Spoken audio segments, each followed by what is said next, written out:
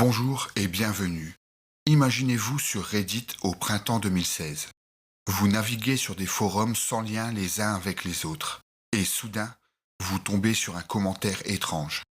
C'est le début d'une histoire qui va captiver des milliers de personnes. Tout commence le 22 avril 2016.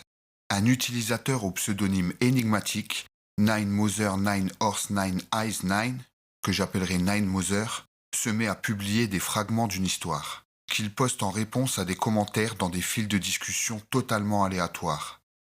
Le lendemain, la communauté s'empare du phénomène. Les premiers fragments nous plongent dans ce qui est appelé The Investigators Narrative. On y suit un agent de la CIA qui enquête sur des phénomènes qu'il nomme les interfaces de chair, des sortes d'entités qui semblent être des portails ou des organismes vivants. Ces premiers posts parlent de plusieurs choses. Des expériences gouvernementales comme le projet MKUltra, l'usage du LSD, le camp de concentration de Treblinka, la comtesse sanglante Elisabeth Báthory et même des baleines à bosse. Les gens comprennent vite qu'il s'agit d'une théorie du complot à grande échelle.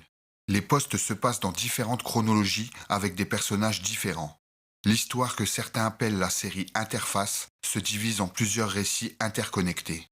De nouveaux postes apparaissent, chacun apporte une nouvelle pièce au puzzle. The Black Ops Narrative nous parle du Vietnam, suggérant une implication militaire précoce dans ces interfaces.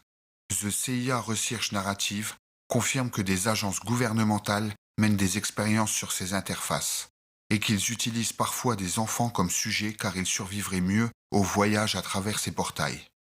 On y apprend également que ces enfants sont souvent enlevés. Mais le récit qui change tout, c'est The Author's Narrative. Dans celui-ci, un personnage nommé Nick se présente comme l'auteur de l'histoire.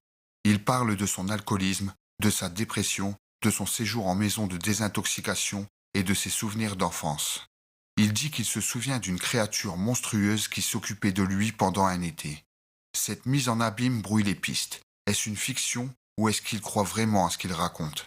Dans un nouveau post, on découvre la créature qui donne son nom au pseudo. Mother Horse Eyes. Son récit la décrit comme une entité monstrueuse, un assemblage de chair en décomposition provenant de plusieurs créatures.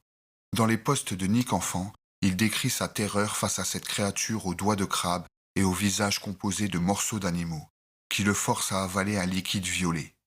Mais il raconte aussi comment elle lui apprend une forme de magie, lui permettant de transformer des pierres en pain. Une théorie commence à émerger dans la communauté.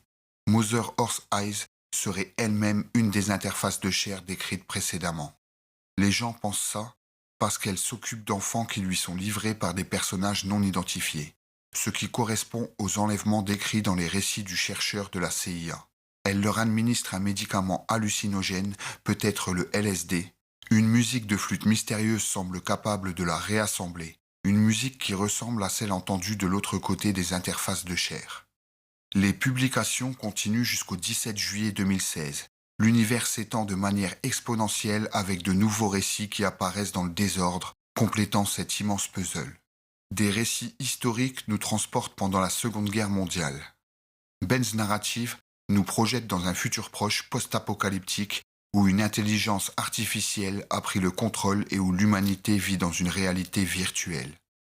D'autres récits sont encore plus étranges, celui d'un chat qui perçoit les portails, ou celui d'une créature semblable à un arthropode dans un autre monde.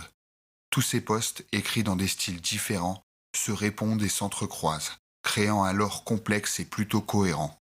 L'histoire atteint son point culminant à travers un récit de Nick. Il explique que son colocataire, Sean, lui raconte une histoire terrifiante sur son passé de toxicomane. Il aurait découvert un entrepôt abandonné abritant un complexe souterrain secret.